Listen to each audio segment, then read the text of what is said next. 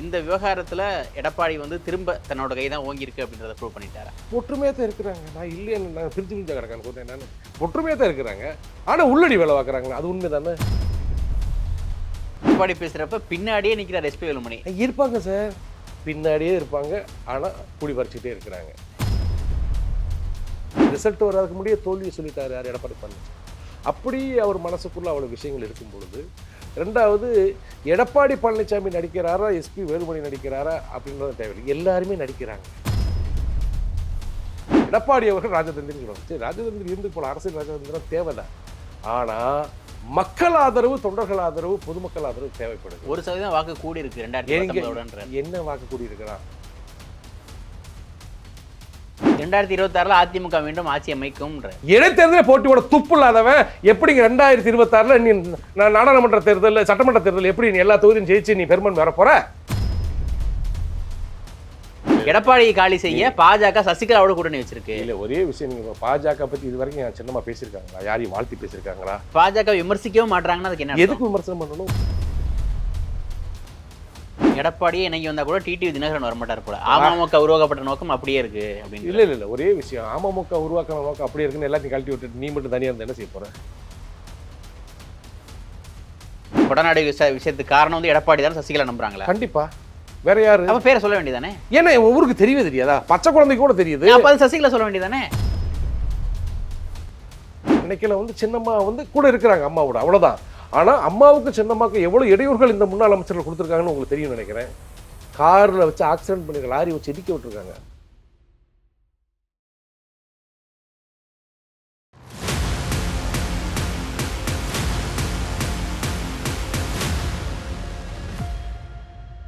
ஒன்னிந்திய அரசியல் நேர்களுக்கு வணக்கம். இன்றைய அரசியல் களம் நிகழ்ச்சியில் நம்மோடு இணைந்திருப்பது அரசியல் விமர்சகர் திரு தேனிகரன் அவர்கள். சார் வணக்கம்.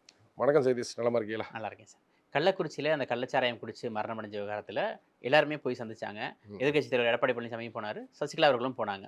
ஆனால் இது மூலமாக வந்து எடப்பாடி அவர்கள் மேலே வச்ச குற்றச்சாட்டு எல்லாம் பொய் என நிரூபணமாயிருக்கு. குறிப்பாக வந்து அவருக்கு எதிராக எஸ்பி வேலுமணி வேலை பார்க்குறாரு, சிவி சண்முகம் வேலை பார்க்குறாரு, ஜெயக்குமார் இருக்காரு அப்படின்லாம் சொல்லப்பட்ட நிலையில் எல்லாருமே வந்து எடப்பாடி பின்னாடி இருக்கிறத பார்க்க முடியுது. ஸோ இந்த விவகாரத்தில் எடப்பாடி வந்து திரும்ப தன்னோட கை தான் ஓங்கியிருக்கு அப்படின்றத ப்ரூவ் பண்ணிட்டாரா?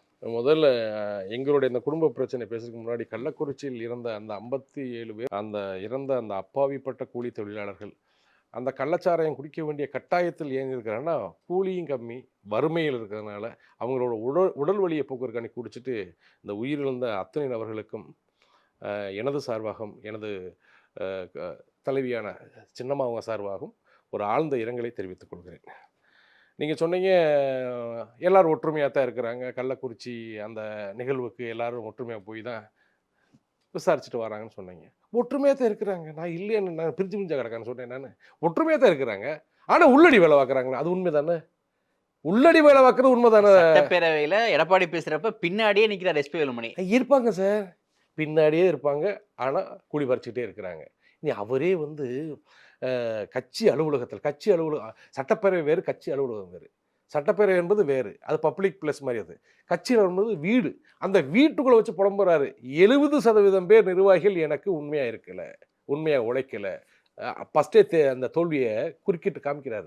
ரிசல்ட் வராதுக்கு முடிய தோல்வியை சொல்லிட்டாரு யார்? எடப்பாடி பழனிசாமி.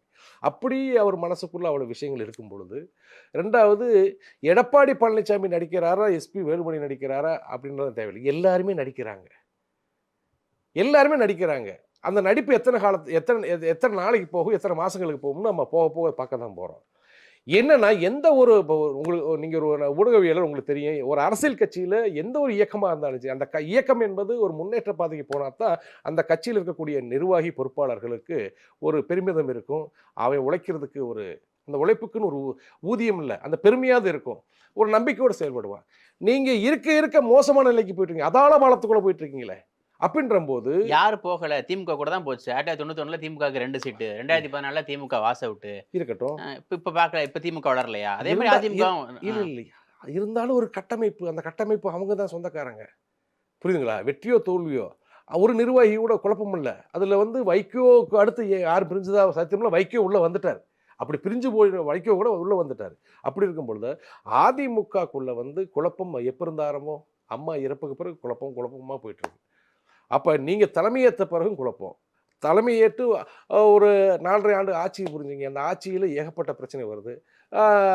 சின்ன சின்னம்மா சிறைக்கு போனோம், சின்னம்மா சிறை இருக்கும்போது நீக்கிறீங்க, தினகரன் நீக்கிறீங்க. உங்களுடைய ஆட்சி பாதுகாப்புக்கான ஓபிஎஸை உள்ள சேர்க்குறீங்க. 2வது ஓபிஎஸை நீக்கிறீங்க. நீக்கிட்டு நீங்களா ஒரு பொறுப்பை தேர்ந்தெடுத்துக்கிறீங்க. சரி, உங்களுடைய சாமர்த்தியம், இதுக்கு பேர் ராஜதந்திரின்னு ஒரு சொல்லுவாங்க. இதுக்கு பேர் ராஜதந்திரி. நிறைய அரசியல் சொல்லுவாங்க, எடப்பாடி அவர்கள் ராஜதந்திரின்னு சொல்லுவாங்க. சரி, ராஜதந்திரி இருந்து போல, அரசியல் ராஜதந்திரம் தேவைதான். ஆனா மக்கள் ஆதரவு, தொண்டர்கள் ஆதரவு, பொதுமக்கள் ஆதரவு தேவைப்படுது. 1% வாக்கு கூடி இருக்கு 2019 என்ன வாக்கு கூடி இருக்கிறான்? தனிச்சு நின்றார் அவரு. ஆமா, இப்ப ஆல்மோஸ்ட் இதுனா தேமுதிக தவிர யாரும் கூட்டணி இல்லல பெருசா. என்னங்க கிருஷ்ணசாமி கூட்டணி? தேமுதிக, எஸ்டிபி, கிருஷ்ணசாமி. ஆமா, அப்ப 3 கட்சிக்கு என்ன? ஆனா எங்க வாக்கு சதவீதம் கூடி இருக்கு. 2019 விட 2024 1% வாக்கு கூடி இருக்கு. இதுக்கு மேல என்ன வேணும்? வெற்றி தோல்வி சகஜம். ஆனா மக்கள் எங்களை வந்து நம்பிட்டு இருக்காங்க இன்னும். இல்ல, நீங்க புரிஞ்சுக்கணும், அவரும் புரிஞ்சுக்கணும். அதிமுகவினுடைய வாக்கு வங்கி எவ்வளவு? அது அது கூட தெரியாத அளவுக்கு அதிமுகவை நான் வழிநடத்துறேன்னு, அதிமுகவை நான் பொதுச் செயலாளர், நான் வெற்றி தோல்வி சகஜம்தான் அப்படின்லாம் ஒரு சப்பக்கட்டு கட்டுறதெல்லாம் ஒரு தலைமைக்கு அழகல்ல. அது தலைமையாக இருந்தால் தானே அதுக்கு அழகு. நீ தலைமையே இல்லைன்னு நாங்கள் சொல்கிறோம். இருந்தாலும் இப்படி சாக்கு போக்கெல்லாம் சொல்லக்கூடாது. அம்மா இறப்புக்கு பிறகு, அம்மா இறப்புக்கு முன்னாடி வாக்கு சதவீதம் எவ்வளோ இருந்துச்சு? அது குறையாம பார்த்துக்கிட்டா உண்மையிலே நாங்கள் கேள்வி கேட்கவே மாட்டோம். உன்னைய தலைமையாக நாங்களும் ஏற்றுக்கு போவோம். ஏங்க 40% வாக்கை எந்த அளவுக்கு குறைச்சிங்க நீங்கள்? குறைச்சிட்டு இப்போ பாருங்கள், இரட்டை இலை சின்னம் பல தொகுதிகளில் 3ஆவது இடம் 4ஆவது இடம் போயிடுச்சு, டெபாசிட்டும் போயிடுச்சு. சரி, அது விடுங்க. நாடாளுமன்ற தேர்தல் நடந்து முடிஞ்ச நாடாளுமன்ற தேர்தல், அதில் நாங்கள் எந்த ஒரு தேசிய கட்சியும் நாங்கள் பின்பற்றி போகலை. அதனால் எங்களுக்கு இதனால் தோல்வி அடைஞ்சாலும் எங்களுக்கு பிரச்சனை இல்லைன்னு சப்பக்கட்டு கட்டி முடிச்சுட்டாரு. சரி, சட்டமன்ற தேர்தல் யாருக்கு முக்கியம்? எதிர்கட்சிக்கு முக்கியம், ஆளுங்கட்சிக்கு முக்கியம். சட்டமன்ற தேர்தலில் எதிர்கட்சி ஏன் பின்வாங்கணும்? விக்ரவாண்டி இடைத்தேர்தல். ஆமா சொல்றேன், விக்ரவாண்டி இடைத்தேர்தல் ஆளுங்கட்சி அராஜகம் பண்ணுவாங்க, என்ன அராஜகம் பணத்தை செலவழிப்பாங்க. உங்க பணத்தை செலவழிப்பாங்க, பணத்தை செலவழி இப்படி சப்பக்கட்டுலாம் கட்டக்கூடாது. ஆர்கே நகர் இடைத்தேர்தலில் நீங்க ஆளுங்கட்சி, ஓபிஎஸ் இருக்கிறாரு, திமுக இருக்க வலுவான எதிர்கட்சி, இத்தனையும் தாண்டி ஒரு சுயேட்சை சின்னம் ஜெயிச்சு வரலையா? ஏன் உங்களுடைய நிர்வாகி உங்ககிட்ட இருக்கக்கூடிய முன்னாள் அமைச்சர்களை நம்பி அந்த விக்கிரவாண்டி இடைத்தேர்தலில் களங்காண முடியல? அப்போ உங்க மேலே உங்களுக்கு நம்பிக்கை இல்லை, உங்க கூட இருக்க உங்க மேலே நம்பிக்கை இல்லை என்பதுதானே அர்த்தம். அதுக்கு பிடிச்சி தேர்தல் ஆணையம் தவறு, காவல்துறை ஆளுங்கட்சிக்கு சப்போர்ட்டாக இருக்கும், முன்னாள் அமைச்சர்கள் எல்லாம் முகா போட்டு தங்கி வேலை பார்ப்பாங்க, இப்படிலாம் சொல்லி சப்பக்கட்டு கட்டி நான் தேர்தலை புறக்கணிக்கிறேன், தேர்தல் ஆணையத்து மேலே குற்றம், அரசு அலுவலர் மேலே குற்றம் சொல்லி புறக்கணிக்கிறது இது நான் என்ன சொல்ல வரேன், சாக்குப்போக்கு சொல்லி அறுக்க மாட்டாதவனுக்கு 52 அருவாமனை தேவையா? உன்னால் எதுவுமே முடியலை சொல்லிட்டு போயிட, என்னால் முடியலை, என்னைய மக்கள் நம்பலை, எங்கிட்ட இருக்க நிர்வாகிகள் வேலை பார்க்கணும்னு ஓப்பன் ஸ்டேட்மெண்ட் கொடுத்துட்டு போயிடலாம். அதுக்கு பல அர்த்தங்களும் சொல்ல தேவைன்னு சொல்லுவேன் எடப்பாடி பழனிசாமி அவர்களே. நீங்க அவரை சாக்கு போக்கு சொல்லாதீங்கன்றாரு. அவர் என்ன சொல்றாரு, இது என்ன வேலையை விட்டு நின்றுட்டு திரும்ப ஒரு 3 வருஷம் கழிச்சு வேலைக்கு வரேன்னு சொல்றதா? சசிகலா என்ன போனதுதான். அப்ப என்ன சொல்லிட்டு போனாங்க, 2021 பொது வாழ்க்கை விட்டு போறேன்னு சொன்னாங்கல்ல, இப்ப என்ன திடீர்னு வர்றது? இத்தனை வருஷம் கட்சியை காப்பாத்தின யாரு? தொண்டை அப்படின்றாரு. தொண்டை இப்ப என்ன இல்ல ஒரு விஷயம், அதைத்தான் அதுக்கு நான் விளக்கம் கொடுக்குறேன். என்னைக்குமே பெற்ற தாய் தாம் பிள்ளைகள் விவரமாகி பல தொழிலுக்கு போகுது, பிழைக்க போகுதுன்னா விட்டுருவாங்க. பொழைக்க போகுது, பொழைச்சு நல்லா பேர் சொல்லணும். பேர் சொல்றது தானே பிள்ளை. நீ பேரை அழிக்க பாக்குறிய. நான் என்ன சொல்ல வரேன், இருக்கக்கூடிய உன்னுடைய ஆதாரத்தை அழிச்சு, அதான் சொல்ல வரேன், கட்சியை முழுக்க கவலைக்கிடம் ஆயிட்டீங்கல்ல. இப்ப நல்லா போயிருந்தா கேட்க போறதே கிடையாது இல்ல. நான் என்ன சொல்றேன், ஆரம்ப கட்டத்திலிருந்து போன சட்டமன்ற தேர்தலில் என்னாச்சு, திமுகவை மக்களை விரும்பாம இருந்தாங்க. நீங்க ஒண்ணு சேருங்க, உங்களை ஜெயிக்க வைக்கிறாங்க. அன்னைக்கு சின்னமா குரல் கொடுத்தாங்க, அனைவரும் ஒன்று சேருவோம், நம்மளுடைய பொது எதிரி திமுக போது இந்த செவடிங்களுக்கு காது கேட்கல. நல்லா புரிஞ்சுக்குங்க. அன்னைக்கு சின்னமா பிரச்சாரம் பண்ணி இருந்தா, இவங்கள ஒற்றுமையா இருந்திருந்தா, எல்லாரும் ஒற்றுமையா இருந்தா, மறுபடியும் 3வது முறையாக அம்மாவின் ஆட்சி. அதை கெடுத்தது யாரு? சுயநலவாதி பழனிசாமி. அன்னைக்கு நீயே முதலமைச்சர் போப்பா. அந்த விரக்தியில தான் பொது வாழ்க்கை விட்டு போறேன்னு போனாங்களா? இல்லை, நம்ம சொல்ல கேட்கலையே, அதனால நம்ம பொது வாழ்க்கை விட்டு போடல, ஒதுங்கி இருப்போம். இரட்டையில வெற்றி வரட்டும்னு கடவுள் சாமி கும்பிடும்னு கோயிலுக்குள்ள போயிட்டு இருந்தாங்க. அப்பயும் கூட பிரஸ் மீட்ல என்ன சொன்னாங்க, ரெட்டலை சின்ன வெற்றி வரணும், நான் ஆண்டவனை வேண்டிக்கிறேன்னு சொல்லிட்டு போனாங்க, ஒரு தாயுள்ளம் கொண்டு. அதை புரிஞ்சுக்கிறது தெரியல. அன்னைக்கு மக்கள் என்ன நினைக்கிறாங்க, இப்படி பிரிஞ்சு கிடந்தவங்களுக்கு வாக்குல சின்ன புண்ணியம் அப்படின்னு தான் வழிய தார பார்த்தது மாதிரி திமுக வந்துச்சு. அது ஒரு தோல்வி. அதுக்கடுத்தபடிய இடைத்தேர்தல் தோல்வி, அதுக்கடுத்தபடியாக நாடாளுமன்ற தேர்தல் தோல்வி, அதுக்கு இடைத்தேர்தல் தோல்வி, நகர்ப்புற உள்ளாட்சி தேர்தல் தோல்வி, கிராமப்புற உள்ளாட்சி தேர்தல் தோல்வி, இப்போ நடந்த நாடாளுமன்ற தோல்வி, இப்போ எல்லா தோல்வியும் பார்த்துட்டு இந்த தேர்தலே எனக்கு வேணான்னு ஒதுங்குறாரு. அப்போ நீ அரசியல் கட்சிக்கு தலைமை இயக்க லாயக்கு இருக்கா இல்லையா? அப்போ நீ முடிவு பண்ணிக்கணும். மக்கள் என்ன சொல்கிறாங்க, எடப்பாடி பழனிசாமிக்கு அதிமுக எவ்வித சம்பந்தம் கிடையாது, அதிமுக வழி நடத்த எந்த ஒரு லாய்க்கு இல்லைன்னு சொல்றாங்க. அது எப்படி தீர்ப்பு சொல்லுவாங்க? எங்களை மாதிரி ஆளுங்க உங்கள்கிட்ட உட்காந்து பேசுறோம், மக்கள் என்ன செய்வாங்கன்னா அந்த வாக்குல தான் சொல்லுவாங்க. 2026ல அதிமுக மீண்டும் ஆட்சி அமைக்கும்ன்ற. அது பகல் கனவு. எப்படி அமைக்கும்? இடைத்தேர்தலில் போட்டியோட துப்பு இல்லாதவன் எப்படிங்க 2026ல நீ நாடாளுமன்ற தேர்தல், சட்டமன்ற தேர்தல் எப்படி நீ எல்லா தொகுதியும் ஜெயிச்சு நீ பெருமன் வர போற? இடைத்தேர்தலில் போட்டியோட உனக்கு இவ்வளவு பயம்னா, வருகின்ற 18 மாசம் கழிச்சு நீ உன் கூட இருக்கவன முக்காவாசி பேரை நம்ப முடியல, அவன் உன்னே நம்பல. இப்படி இருக்கும்போது எப்படி வருகின்ற சட்டமன்ற தேர்தல் நீ போட்டி போட்டு ஜெயிச்சு நீ அம்மா நீ முதலமைச்சர் ஆயிருவியா? அப்ப இது எப்படி மக்கள் நம்புவா? நீங்களே சொல்லிட்டீங்க உங்களுக்கு 1008 குழப்பம் இருக்குன்னு. உண்மையில குழப்பம் இருக்கத்தான் செய்யுது. செங்கோட்டையன் அவரு நான் பொதுச்செயலாளர் ஆகணும், கொஞ்சம் விட்டு கொடுன்றாரான். இதுக்கு எஸ்பி வேலுமணி விட்டு கொடுன்றாரான். இங்கிட்டு இவரு என்ன சிவி சண்முகம், ஏய் நான் என்ன நானும் 6-7 எம்எல்ஏ கையில் வச்சிருக்கேன், என்ன சாதாரண என் பேச்சை காட்டி அப்படின்ட்டு அவன் மிரட்டுறான். இப்படி இருக்கும்போது அப்ப தலைமைக்கு கட்டுப்பட யாருமே தயார் இல்லை. அப்ப நீ தலைமை இல்லைன்னு அர்த்தம். ஒரு தலைமைனா தலைமை என்ன முடிவு எடுக்குதோ கடைக்கோடி தொண்டை அதை கடைபிடிக்கணும். அதுதான் இயக்கத்தினுடைய தலைமை, அதுதான் இயக்கம். உன் பேச்ச எவனுமே கேட்கிற மாதிரி இல்லையே. சில யாரு வந்து சசிகலா கண்ட்ரோல்ல இருக்கா? எல்லாருமே செங்கோட்டையனா? நான் என்ன சொல்றேன், எல்லாருமே எடப்பாடி பழனிசாமி தவிர்த்து அவருடைய சிவி நான் சொல்றேன் ஜெயக்குமார் தவிர்த்து கேபி முனிசாமி தவிர்த்து அத்தனை பேருமே கட்டுப்பாட்டு இருக்காங்க. கூடியவர்கள் எல்லாருமே போயஸ்காரன் வரத்தான் போறாங்க. இது நடக்கத்தான் போகுது. இல்ல பின்னின்று பாஜக இயக்குறதுனால தான் சசிகலாவுக்கு வந்து இவ்வளவு துணிச்சல் வருது. கடந்த ஆண்டுகளே இல்லாத துணிச்சல் இப்ப சசிகலாவுக்கு வர காரணம் எடப்பாடியை காலி செய்ய பாஜக சசிகலாவோட கூட்டணி வச்சிருக்கு. இல்ல ஒரே விஷயம், நீங்க பாஜக பத்தி இது வரைக்கும் சின்னமா பேசியிருக்காங்களா? யாரையும் வாழ்த்தி பேசியிருக்காங்களா? இல்ல இந்த முன்னாள் அமைச்சர்கள் பேசுற மாதிரி மோடி தான் எங்க டாடின்னு நீங்க சொல்லியிருக்காங்களா? இது வரைக்கும் பேசல. எங்களுக்கு யாரும் தயவு தேவையில்லை, நாங்க ஒற்றுமையாக தான் பேசியிருப்போம். எங்களுக்கு யாருடைய தயவும் தேவையில்லை, யாருடைய சப்போர்ட்டும் தேவையில்லை, யாரையும் பார்த்து நாங்கள் அச்சப்படணும் அவசியம் இல்லை. எங்களுடைய பொது எதிரி திமுக தான், நம்ம ஒற்றுமையா இருந்தா போதும் அவங்க சொன்னாங்க. சரி, பாஜக விமர்சிக்கவும் மாட்டாங்கன்னா அதுக்கு என்ன? எதுக்கு விமர்சனம் பண்ணணும்? ஒரு விஷயம், நண்பனும் இல்லை அந்த ஆளு நண்பனும் இல்லை எதிரியும் இல்லைன்னு போகும்போது சம்பந்தம் இல்லாம ஒரு தேசிய கட்சி விமர்சனம் பண்ணி என்ன புண்ணியம்? நம்மளுக்கு எதிரி யாரு? திமுக தானே. திமுகவை தொடர்ச்சியா பாருங்க, அவங்க அறிக்கை விட்டு தான் இருப்பாங்க. திமுக எதிர்த்து எடப்பாடி பழனிசாமி பேச மாட்டாரு சட்டமன்றத்தில், ஆனா சின்னமா பேசியே தான் இருப்பாங்க. சரி, கொடநாடு விவகாரத்தையும் வந்து இந்த முறை சசிகலா அவர்கள் பேட்டியில சொல்றாங்க. கொடநாடு வழக்கை விசாரிச்சு முடிச்சா யார் குற்றவாளி அப்படின்றது தெரியும், அப்ப உண்மை வெளிப்படும் அப்படின்றாங்க. சசிகலாவுக்கு அவ்வளவு தைரியம் இருந்தா எடப்பாடி தான் அந்த கொலையை செஞ்சாரு, இந்த கொள்ளை அடிச்சாரு சொல்ல வேண்டியதானே அப்படின்னு கேட்கறாங்க. இது வந்து கிட்டத்தட்ட திருடனுக்கு தேல் கொட்டிய கதை. சசிகலாவோட உண்மையை வெளில சொல்ல முடியாது, சும்மா வேணா சொல்லிட்டு போலாம். கிடையவே கிடையாது, சொல்லியிருக்காங்க. போலீஸ் விசாரணை சொல்லியிருக்காங்க. கண்டினியூவா 2 நாளா 3 நாள் விசாரணை நடந்துச்சு டி நகர் இல்லத்துல. சொல்லாம எப்படி அவங்க சொல்லுவாங்க? நடந்த விஷயத்த அவங்க சொல்லியிருக்காங்க. காவல்துறை நடவடிக்கை, போலீஸ் விசாரணைக்கு கோஆபரேட் பண்ணல சசிகலா. யார் சொன்னது? அதெல்லாம் கிளியரா விசாரணை நடந்துச்சு. நாங்க அங்க அன்னைக்கு தான் இருந்தோம். நல்ல விசாரணை பண்ணாங்க, நல்லா அவங்க கோஆபரேட் கொடுத்தாங்க. அவ்வளவுதான். அவங்க உள்ள விஷயத்த சொல்லிட்டாங்க. சரி, சசிகலா பரிபூர்ணமா நம்புறாங்களா கொடநாடு விஷயத்துக்கு காரணம் வந்து எடப்பாடி தான் சசிகலா நம்புறாங்களா? கண்டிப்பா. வேற யாரு? அப்ப பேரை சொல்ல வேண்டியதானே? ஏன்னா ஒவ்வொருக்கு தெரியவே தெரியாதா? பச்சை குழந்தைக்கு கூட தெரியுது. அப்ப அது சசிகலா சொல்ல வேண்டியதானே? இது என்ன, எல்லா விஷயத்தையும் காவல்துறையிட்ட சொல்லிட்டாங்க, ஊடகத்தில் சொல்ல முடியாது. இது ஒரு குடும்பத்துக்குள்ள நடந்த தவறு. அந்த தவறை அவங்க வாயில சொல்லாம அவங்க ஒப்பிச்சு விட்டாங்க. அப்ப அதுக்கு என்ன அர்த்தம்? மிரட்டி பாக்குறதா? அந்த குடும்பத்துக்குள்ள நடந்த தவறுனா நீங்க குடும்பத்துக்குள்ள பேசி முடிக்கணும், இல்ல எடப்பாடியோட ஒன்றிணைய ட்ரை பண்ணணும். இப்ப கொடநாட காமிச்சு திமுக எடப்பாடியோட நாங்க ஒன்றிணையணுமா? சரி, எடப்பாடி உங்களோட ஒன்றிணையணும். எடப்பாடி தன்னை திருத்திக் கொண்டு சின்னம்மாவுடைய ஆலோசனை கேட்டால்தான் அடுத்து அவருக்கு அரசியல் வாழ்வே உண்டு. இல்லைன்னா அவரு முன்னாள் முதலமைச்சராக தான் போக முடியும். அவர்கிட்ட இருக்கக்கூடிய அத்துணை சகாக்களும் முன்னாள் அமைச்சர் தான், முன்னாள் எம்எல்ஏ. இதுதான், வேற கதையே கிடையாது. ஏன்னா அதிமுக தொண்டனே வெறுத்து போன போற யாரை வச்சு ஜெயிக்க போற நீ?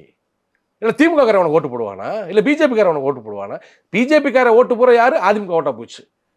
நாம் தமிழர் ஓட்டு போற யாரு? அதிமுக ஓட்டா போச்சு. இப்ப யாரை வச்சு நீ ஒண்ணு சேராம நான் எவனுக்கு ஓட்டு போட மாட்டேன், யாருக்கு வேலை செய்ய மாட்டேன்றாங்க. நீங்க முதல்ல ஒண்ணு சேருங்க, சின்னம்மா தலைமை ஏத்துவாங்க, கண்டிப்பா உங்களுக்கு வேலை பார்க்குறேன், நீங்க எல்லாமே அதிகாரத்துக்கு வாங்கன்னு சொல்றேன். நீங்க என்னன்னா என்கிட்ட சகன பொருத்தம் நல்லா தான் இருக்கு, நான் சரியா தான் இருக்கேன், நான் என்ன இத்தனை சதவீத வாக்கு வாங்கியிருக்கேன்னு சும்மா வெட்டி வீரவசனம் பேசுறதெல்லாம் மக்கள் ஜீரணிக்க முடியும். இத்தனைக்கும் பிறகும் எம்எல்ஏக்கள், எம்பிக்கள், மாவட்ட செயலர்கள், செயற்குழு உறுப்பினர்கள், பொதுக்குழு உறுப்பினர்கள், கட்சியோட ஆதரவு, சின்னம், கொடி எல்லாமே அவர் தானே இருக்கட்டும். அவர் கொடுக்குற இடத்துல இருக்காரு, இறங்கி வரமாட்டேன்னு அவர் ஸ்டெப்பனா இருக்காரு. நீங்க தானே வந்தா ப்ளீஸ் வந்துருங்க நீங்க தானே கேட்டு இருக்கீங்க. ஒரு விஷயம் ப்ளீஸ் எல்லாம் கிடையாது, இப்படியே அழிஞ்சு போகக்கூடாது, அந்த வருத்தம் தான். ஏன்னா நான் இப்போ எங்களுடைய தலைமை சின்னம்மா என்ன சொல்றாங்கன்னா, எடப்பாடி பழனிசாமி இப்படியே இருந்தாலும் அவர் இருந்துகிட்டு போட்டோம். தொண்டர்களுடைய மனநிலை ரொம்ப மோசமா இருக்கு. தொண்டர்கள் கலைஞ்சு போயிட்டாங்க, கட்சி ஒருங்கிணைக்க முடியாது. அந்த தொண்டருடைய மனநிலைக்காக வேண்டி தான் சின்னம்மா வர்றாங்க, ஒருங்கிணைக்க பாக்குறாங்க. அன்னைக்கு இருந்த சசிகலாவோட ஆளுமைன்றது வேற, அவருக்கு இருந்த பவர்ன்றது வேற. ஆனா இன்னைக்கு சசிகலாவோட அதெல்லாம் செய்ய முடியும்னு நினைக்கிறீங்களா? ஏன் செய்ய முடியாது? அன்னைக்கு இன்னைக்கு என்ன? என்னைக்குமே இந்த தேனீக்கரன் தான். என்னைக்குமே சின்னம்மா சிங்கப்பெண் தான். அதுல எந்த மாற்றம் இல்லை. அவங்களுக்கு உண்டான தைரியம் அது என்பது சாதாரண விஷயம் கிடையாது. இதுக்கு முன்னாடி புரட்சித் தலைவர் எம்ஜிஆர் இறந்த டயத்திலலாம் இப்பயாவது இன்னைக்கு சின்னம்மாவுக்குன்னு ஒரு அணி செயல்படுது. அன்னைக்கெல்லாம் சின்னம்மா கூட இருக்கிறாங்க அம்மாவோட, அவ்வளவுதான். ஆனா அம்மாவுக்கும் சின்னம்மாவுக்கும் எவ்வளவு இடையூறுகள் இந்த முன்னாள் அமைச்சர்கள் கொடுத்துருக்காங்கன்னு உங்களுக்கு தெரியும் நினைக்கிறேன். கார்ல வச்சு ஆக்சிடென்ட் பண்ணிருக்க, லாரி வச்சு இடிக்க விட்டுருக்காங்க. 2 பேருமே சீரியஸா மருத்துவமனையில் கொல்ல பார்த்தாங்க, கொலை முயற்சியே பண்ணாங்க. அத்தனையும் தாண்டி யார் விமர்சனம் பண்ணாங்களோ அம்மாவை பற்றி கொச்சையாக, சின்னம்மாவை பற்றி கொச்சையாக, அத்தனை பேரையுமே மன்னிச்சு ஏற்று மறுபடியும் அமைச்சரவையில் அமர வைத்தது யார்? அம்மாவும் சின்னம்மாவும் தான். அது வரலாறு. அதனால இதெல்லாம் பெரிய விஷயமே கிடையாது. கண்டிப்பா மனம் திருந்தி வர வாய்ப்பு இருக்கிறது.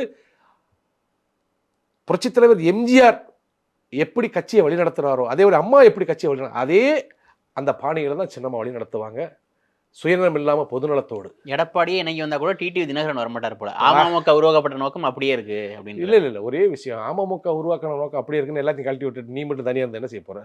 நீங்க மட்டும் தனியா இருந்தா எல்லாரும் போயிட்டாங்க, இப்போ நீங்க மட்டும் இருந்தா என்ன செய்ய போறீங்க? பாவம் தேனி மக்கள் ஒரு 3 லட்சம் ஓட்டு போட்டு உங்களை காப்பாற்றி விட்டுருக்கான். எதனால ஓட்டு போட்டிருக்கான்? சின்னம்மானால. அதான் சொல்லுங்க. இது என்னது? சசிகலா பேர் அவர் எங்கேயுமே பயன்படுத்தல. சசிகலா அவர்கள் ஒரு ஆதரவும் கொடுக்கல தினகரனுக்கு, இல்ல ஒரு வாக்கும் கேட்கல. அப்புறம் எப்படி சசிகலா? ஒரு விஷயம், கட்சி ஆரம்பிச்சது சின்னம்மா பேர சொல்லி. சரி, அப்புறம் கட்சி ஆரம்பிச்சு காலப்போக்கில் ஒன்றும் அப்படி சசிகலா படத்தை பயன்படுத்தின மாதிரியோ சசிகலா பேரை சொல்லி விளம்பரம் தெரிவிட்ட மாதிரியே தெரியல. ஆரம்பிச்சது ஓகே இருக்கலாம். அந்த இடத்துல நான் சொல்லக்கூடாதுன்னு நினைக்கிறேன். சின்னம்மா எங்க போனாலும் அதுல வரக்கூடிய அதிமுக தொண்டர்கள் ஒரு 50 பேர் வராங்கன்னா இதுல ஒரு 25 பேர் வரதான் செய்வாங்க. நிர்வாகிகளும் சரி தொண்டர்களும் சரி ஏன்னா சின்னம்மா இல்லாம தினகரனே கிடையாது. சின்னம்மா என்ன பிரச்சனை? என்ன பிரச்சனை? அந்த பிரச்சனை சால்வ் ஆயிடும், ஒன்றும் பிரச்சனை இல்லை. அவங்களுக்கு என்ன பிரச்சனை? ஒரு பிரச்சனையும் இல்லை. அவர் இயக்கத்துக்கு பொதுச் செயலாளர்னு சொல்றாரு. நாங்க அனைவரும் என்ன சொல்றோம்? அதிமுக என்ற இயக்கத்துக்கு ஒப்பற்ற தலைவி அம்மாவுக்கு அடுத்தபடி சின்னம்மான்னு சொல்றோம். அவர் கட்சியை கழிச்சு எப்படி எங்கள் ஐயா திவாகரன் அப்படி ஒரு கட்சியை உருவாக்கி எங்களுக்கெல்லாம் பொறுப்பு கொடுத்தது அவர் தான். திவாகரன் தான் காரணம். தினகரன் சசிகலாவோட சேராம இருக்கிறதுக்கு திவாகரன் தான் காரணம். ஏன்னா திவாகரன் சசிகலாவோட இருக்கிறதுனால அவங்க 2 பேருக்கும். ஜெகதீஷன், ஒரு விஷயம் நான் நல்லா விளக்கமா பேசுவோம், எனக்கு நேருக்கு உட்காந்து பேசுறோம்.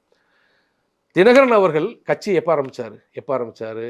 எடப்பாடி அவர்களும் ஓபிஎஸ் ஒன்று சேர்ந்து நின்று நீக்கிறாங்க. யார் நிற்கிறாங்க? அம்மாவை நிற்கிறாங்க, தினகரன் நிற்கிறாங்க.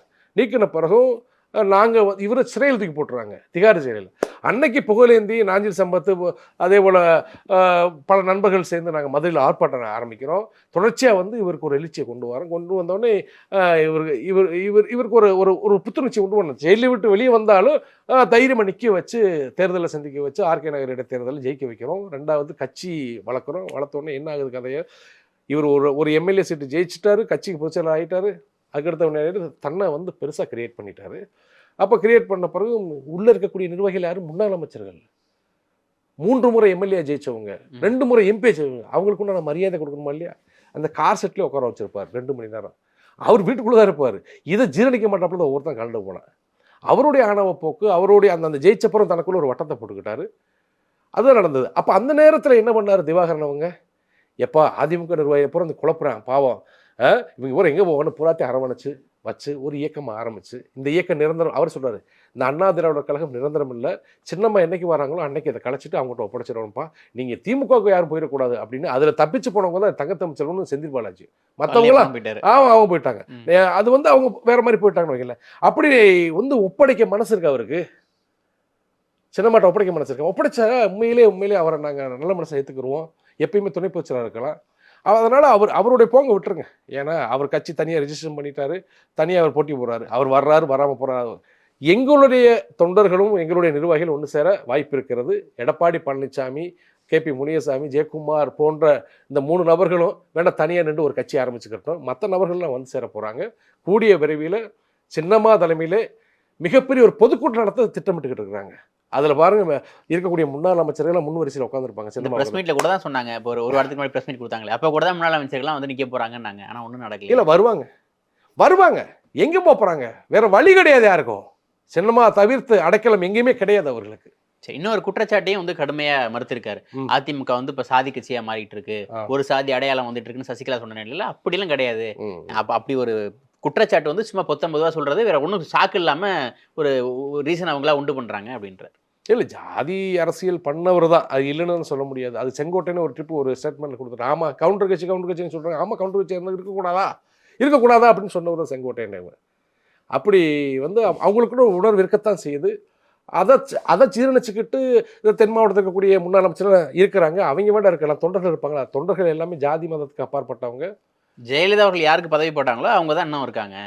இதுல யார் வந்து ஜாதி புதுசா வந்துட்டா இல்ல அப்படின்னு. நிறமாறிட்டாங்கன்னு சொல்றாங்க. அம்மா இருக்கிற வரைக்கும் சின்னம்மா இருக்கும் சரியா தான். சின்னம்மா அம்மா இறந்துட்டாங்க. சின்னம்மா சிறைக்கு போன பிறகு இவங்க எல்லாம் நிறமாறிட்டாங்க. அவைத்தலைவரா ஒரு சிறுபான்மையினர் வச்சிருக்கோம். ஒரு முஸ்லீம் அவைத்தலைவரா வச்சிருக்கோம். அது பெரிய விஷயமே இல்லையே. அம்மா வந்து ஒரு அருந்ததி இனத்தை கொண்டு வந்து மேல உட்கார வச்சாங்க. சபாநாயகரை உட்கார வச்சாங்க. அதுதான் சாதனை. இது சாதனை கிடையாது. இல்ல சாதி எல்லாம் ஒண்ணும் பாக்குறது இல்ல இல்லைன்னு சொல்றாரு. சாதியை பார்க்கணும். அது அம்மா சொல்லலாம். நீங்க சொல்லக்கூடாது அதை. ஜாதி பிரச்சனை எடப்பாடி கம்பெனிக்குள்ள இருக்கத்தான் செய்யுது. அதைத்தான் சின்னம்மா வந்து ஓரளவு சொல்லியிருக்கிறாங்க. கவுண்டர் ஆதிக்கம் இருக்கத்தான் செய்து இருக்கத்தான் மாற்ற செய்யுது. முடியாது. ஆமா ஆமா ஆமா இருக்கத்தான் செய்யுது. ஆனா அந்த மக்கள் ஏத்துக்கல. நான் அந்த சமுதாய மக்கள் நான் குறை சொல்ல மாட்டேன். அந்த சமுதாய மக்கள் ரொம்ப நற்பானவங்க, அன்பானவங்க. அவங்கெல்லாம் எப்பயுமே அதிமுக அதிகாரத்தில் இருக்கும்னு நினைக்கக்கூடியவங்க. கட்சி ஒற்றுமைப்பட வேண்டும் என்று அவங்களும் உண்மையிலே பிரார்த்தனை பண்ணக்கூடிய நபர்கள். அந்த நபர்கள் எல்லாம் நல்ல நல்ல எண்ணத்தோடு இருக்காங்க. இந்த மேல்மட்டத்தில் இருக்கக்கூடிய அந்த சாதி பேரை சொல்லிக்கிட்டு ஆதிக்கம் பண்ணக்கூடிய அந்த கொங்கு மண்டல தளபதிகள் தான் இந்த ஜாதி அரசியல் பண்றாங்கன்னு நான் சொல்லுவேன். சரி. ஆனா எடப்பாடி அவர்கள் வந்து ஸ்டில் வந்து யாரையுமே ஏத்துக்கிற மனநிலை இல்ல போல. அவர் வந்து என்ன சொல்றாரு, ஓபிஎஸ் அவர்கள் வந்து கட்சிக்கு துரோகம் பண்ணவரு, ரெட்டலை எதிர்த்து வந்து நின்னவரு, பலாப்பழத்தோட நிலைமையை பாத்தீங்களா அப்படின்றார். யார் யாரெல்லாம் கட்சியை எதிர்க்கணும்னு நினைக்கிறாங்களோ அவங்களுக்கு ஓபிஎஸ் நிலைமை தான் அப்படின்றார். ஸோ அவரோட மைண்ட் செட்ல வந்து யாரை இணைக்கணுன்ற இல்லை இணைஞ்சு போகணுன்ற அல்லது இணங்கி போகணுன்ற மைண்ட் செட் இல்லை. நீங்க சும்மா திரும்ப திரும்ப ஒருங்கிணைப்பேன்னு சொல்றதுனால என்ன இல்ல கட்சிக்கு துரோகம் பண்ணவர், அவர் இதை செஞ்சவர் இதை செஞ்சு. நான் என்ன சொல்ல வரேன், நீங்க துரோகம் பண்ணலையா? நீங்க என்ன பண்ணீங்க? பதவி கொடுத்தவங்கள யாருன்னு தெரியாதுன்னு சொன்னீங்க. அவங்களுக்கு இது கட்சிக்கு என்ன சம்பந்தம்? அப்ப நீங்க பண்ற துரோகமே கிடையாதா? எல்லாரும் சேர்ந்து தான் அந்த அம்மாவை நீங்க தேர்ந்தெடுத்தீங்க. நான் என்ன சொல்ல வரேன்னா, ஓபிஎஸ் எடப்பாடியும் ஒரு பதவி எடுக்கிற போது 1008 விமர்சனங்கள் வந்துச்சு. எடப்பாடியை தனிச்சு ஒற்றைத்தலைமையாக்கும் போது 1008 பிரச்சனை வந்துச்சு. கோர்ட்டு வழக்குன்னு போனாங்க. பல பிரச்சனையை சந்திச்சோம். ஊடகமெல்லாம் அதே பேச்சா தான் இருந்துச்சு. சின்னம்மாவை தேர்ந்தெடுக்கும் பொழுது ஏதாவது அதிமுக தொண்டர்கள் பிரச்சனை பண்ணாங்களா சொல்லுவோம். ஒட்டுமொத்தமா இருந்து ஓபிஎஸ் தான் அந்த படிவத்தை கொண்டு போறாரு. அதுக்கு பிறகு அவர் பதவி இறங்கின பிறகு தான் அவர் தர்மயுத்தம் நடத்துறாரு. அது வேற. அது அவருடைய சுயநலம் வைக்கல. சின்னம்மாவை பொதுச்செயலாளர் எடுக்கிற போது யாராவது ஒரு தொண்டன் கேள்வி எழுப்புறானா? அப்ப நிர்வாகிகள் அந்த நேரத்தில் கேள்வி எழுப்பணும்னு சொல்லுங்க. தொண்டர்கள் எழுப்புனாங்களா இல்லைன்றது நம்ம தொண்டர்கள் தானே அப்படி விட்டு ஒரு 10 நாளுக்குள்ள கடக்கோடி கிழக்கலை செயலர் பூரா கையெழுத்து போட்டு எல்லாம் சாக்காங்க தலைமை கழகம் வந்துச்சு. சரி இப்போ வாங்க வேண்டியதானே சசிகலா வாங்க வேண்டியதானே. எல்லாம் அதே தொண்டர்கள். நாங்க சின்னம்மாவை தான் தேர்ந்தெடுத்து வச்சிருக்கிறோம். நீதிமன்றத்துக்கு எங்களுக்கு பொறுப்பு இல்லைங்க. நீதிமன்றத்தில் சொத்து பிரச்சனையா நீதிமன்றம் தீர்த்து வைக்க? இது நான் வீட்டு பிரச்சனையா? இது ப்ராப்பர்ட்டி தனியார் ப்ராப்பர்ட்டியா நீதிமன்றமும் தீர்த்து வைக்க? தேர்தல் ஆணையத்துக்கு எங்களை தொண்டர்களுடைய மனநிலை எப்படி தெரியும் அப்படின்னு மக்கள் கேள்வி எழுப்புறாங்க. அதுக்கு தேர்தல் ஆணையம் பதில் சொல்லுமா? தேர்தல் ஆணையத்திட்ட என்ன இருக்கு? சிட்டிங் எம்எல்ஏ இருக்கிறாங்க, அவ்வளோதான். முன்னாள் அமைச்சர் இருக்காங்க, அவ்வளோதான். முடிஞ்சு போச்சு. செயற்குழு பொதுக்குழு. ஆனால் அந்த செயற்குழு பொதுக்குழு இந்த சிட்டிங் எம்எல்ஏ இந்த முன்னாள் அமைச்சர்களை காப்பாற்றுவது யார்? கடக்கோடி தொண்டை. அந்த தொண்டனுடைய மனநிலை சின்னம்மா வேணும்ன்றான். அதுக்கு தேர்தல் ஆணையம் கேட்க காது செவி சாய்க்குமா? ஏதாவது இதை பற்றி என்கொயரி பண்ணுமா? நீதிமன்றம் பண்ணாது. அதனால தான் தீர்ப்பு யார் கொடுக்குறப்ப? தேர்தலில் பொதுமக்களும் தொண்டர்களும் தீர்ப்பு கொடுத்துட்ருக்காங்க. எடப்பாடி பழனிசாமி இந்த பதவிக்கு நீ லாய்க்கு இல்லை. நாங்கள் நீதிமன்றம்ல நான் எங்கள் மக்கள் தீர்ப்பு தான் மகேசன் தீர்ப்பு எம்ஜிஆர் சொல்லியிருக்காங்க. அந்த தீர்ப்பை நாங்கள் கொடுத்துருக்கோம்ல உனக்கு அப்படின்னு தொடர்ச்சியாக கொடுத்துட்டு இருக்காங்க. 11வது தேர்வு பழனிசாமியை கொடுத்துட்டு இருக்கிறாங்க. இதை புரிஞ்சு பார்க்கணும் எடப்பாடி பழனிசாமி. ஒவ்வொரு தேர்தலுக்கும் சசிகலா அவர்கள் வந்து தேர்தலின் போது பேசுவாங்க. ஆனால் தேர்தலை வந்து ஒதுக்கிப்பாங்க. 2021க்கும் முன்னாடி பேசினாங்க. 2021 வந்தோடனே பொதுவாக விட்டு போறேன்னாங்க. திரும்ப பேச ஆரம்பிச்சிருவாங்க. இப்போ 2026 வந்தோடனே ஒதுக்கிப்பாங்க அப்படின்னு சசிகலா மேல ஒரு குற்றச்சாட்டு வைக்கிறாங்க. சரி இப்படியே பேசிக்கிட்டு இருந்தா என்னதான் நடக்க போகுது? இன்னொன்று வந்து எடப்பாடி ஸ்ட்ராங்கா வந்து வர மாட்டேன்னு சொல்லிட்டாரு. சசிகலா பேசி என்னதான் பண்ண போறாங்க? இல்லை இனிமேல் நடவடிக்கைகளை பாருங்க. நான் என்ன சொல்றேன், ஒரு தாயுள்ளம் கொண்டு விட்டு பிடிக்கிறாங்க. ஒரு விஷயம் நல்லா நம்ம தான் நான் எங்களே பொறுத்த அளவுக்கு சின்னம்மாவை ஏன் அம்மாவுக்கு அடுத்து சின்னம்மான்னு ஏன் பேர் வச்சிருக்காங்க? எல்லாருமே சின்னம்மான்னு சொல்லிட்டு இருக்கோம். நாங்கள் அம்மா ஸ்தானத்தில் தான் அவங்களை வச்சிருக்கிறோம். அப்போ பிள்ளைகள் தவறு செய்யும் பொழுது அதை அரவணைத்து ஆலோசனை சொல்லி அதை அறிவுரை சொல்லி நம்ம கண்ட்ரோல் எடுக்கிறது தான் தாயோட கடமை. அதை சொல்லி பார்த்தா கேட்கல. இனிமேல் களத்தில் இறங்கிட்டாங்க. கண்டிப்பாக வந்து அது திருத்தப்படும். கண்டிப்பாக அவங்க எப்படி இதுக்கு முன்னாடி கட்சியை அம்மாவோட நிர்வாகம் பண்ணால் அந்த நிர்வாகத்தை வருவாங்க. கண்டிப்பாக தொண்டர்களுக்கு ஒரு புத்துணர்ச்சி பிறக்கும். கூடிய விரைவில் கட்சியினுடைய ஒற்றை தலைமை யாருன்னா எடப்பாடி பழனிசாமி கிடையாது, சின்னமாக தான் வருவாங்க. அது நீதிமன்ற தீர்ப்பும் மாற்றம் வரலாம், தேர்தல் ஆணையத்தோட தீர்ப்பும் மாற்றம் வரலாம். அதுதான் சாஞ்சா சாயிர பக்கம் சாயிர செம்பதி ஆடுகளான்னு நீங்கள் நாளைக்கு பேச போகிறீங்க. அது கண்டிப்பாக சின்னம்மா பக்கம் சாஞ்சிரும். எல்லா செம்பரியாடுகளும் அந்த மேல்மட்டத்தில் இருக்கக்கூடிய அத்தனை செம்பரியாடுகளும் சின்னம்மா வீட்டில் வந்து நிற்பாங்க. அதே போயஸ்காரன் வந்து நிற்பாங்க. அன்னைக்கு சொல்லுவீங்க, பரவாயில்லையாப்பான்னு சொல்லுவீங்க நாங்கள். ஏன்னா கண்டிப்பாக சின்னம்மாவை நாடி வந்தால் மட்டும்தான் அதிகாரத்துக்கு வர முடியும். இல்லைன்னா வாழ்க்கை ஃபுல்லாவே முன்னாள் அமைச்சர், முன்னாள் எம்எல்ஏ, முன்னாள் மாவட்ட செயலாளர் எத்தனை நாளைக்கு இருப்பேன்? அதிகாரத்தை காட்டி மாவட்ட செயலாளர் காசு அளிக்க முடியாது. கிளைக்கழக செயலாளர் கூட ஒரு கட்சி அதிகாரத்துக்கு வந்தால் தான் அவனுக்கு ஒரு மரியாதை. அப்புறம் எல்லாமே உடஞ்சு போயிடுமா இல்லையா? அந்த நினைப்பு எல்லா முன்னாள் அமைச்சர்கள் இருக்கத்தான் செய்யுது. அப்போ சின்னம்மா மூமெண்ட்டை பார்த்துக்கிட்டு எல்லாம் வந்துருவாங்க. சின்னம்மா சரியாக இருக்கிறாங்க. முறைப்படி எல்லாரும் மக்களை சந்திக்க போகிறாங்க. அது போக போக சிறப்பாகத்தான் இருக்க போகிறது. நான் தான் சொல்லிட்டேனே, கூடிய விரைவில் போயஸ் கார்டனில் அவங்களுடைய இல்லத்தில் முன்னாள் அமைச்சர் அத்தனை பேர் நிற்க போகிறாங்க. அதில் வந்து அண்ணன் எடப்பாடி பழனிசாமி வந்தாலும் தவறில்லை. அவர் வர வேண்டும் என்று ஆசைப்படுகிறேன் நான். நன்றி சார். உங்களோட நேரத்தை என்னோட பகிர்ந்ததுக்கு மிக்க நன்றி. நன்றி ஜெகதீஷ்.